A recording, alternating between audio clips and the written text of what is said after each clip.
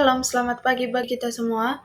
Perkenalkan, nama saya Pesta Natal Sinaga, MPM 23052111007 dari Prodi PAK. Pada video kali ini, saya akan membahas tentang etika dalam pelayanan gereja.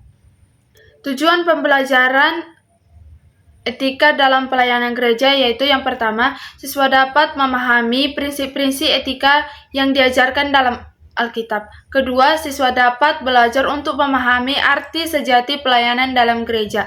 Yang ketiga, siswa diajarkan untuk bekerja sama dalam pelayanan gereja. Pengertian etika dalam pelayanan gereja adalah prinsip-prinsip moral dan nilai-nilai yang harus diterapkan oleh setiap individu atau perorangan yang terlibat dalam pelayanan gereja untuk menjalankan tugas mereka dengan benar, sesuai dengan ajaran Kristen. Tanggung jawab gereja terhadap jemaat, yaitu yang pertama, pembinaan iman, yang dimana gereja bertanggung jawab untuk mendidik dan membina iman jemaat agar semakin bertumbuh dan dewasa dalam Kristus. Kedua, persekutuan, yang dimana menciptakan suasana persekutuan yang hangat dan saling mendukung di antara anggota jemaat. Yang ketiga, pelayanan, memberikan pelayanan yang memenuhi kebutuhan spiritual dan sosial jemaat seperti konseling dan kunjungan sakit.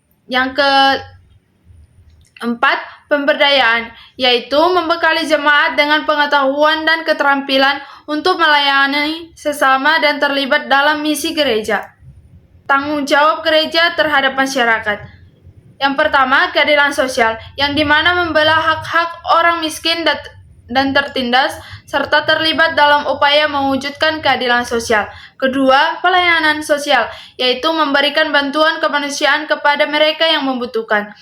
Yang ketiga, dialog antaragama, yaitu membangun hubungan yang harmonis dengan pemeluk agama lain dan ikut serta dalam dialog antaragama. Yang keempat, pelestarian lingkungan, yaitu mendorong jemaat untuk menjaga lingkungan hidup dan turut serta dalam upaya pelestarian alam. Contoh-contoh pelayanan gereja. Yang pertama, program pembinaan, yaitu membuat pengajaran Alkitab, kelompok doa, konseling, dan retret. Yang kedua, pelayanan sosial, yaitu membantu penggalangan dana untuk korban bencana, kunjungan ke panti asuhan. Yang ketiga, keterlibatan masyarakat, yaitu mengadakan kegiatan sosial di lingkungan sekitar seperti gotong royong, bakti sosial.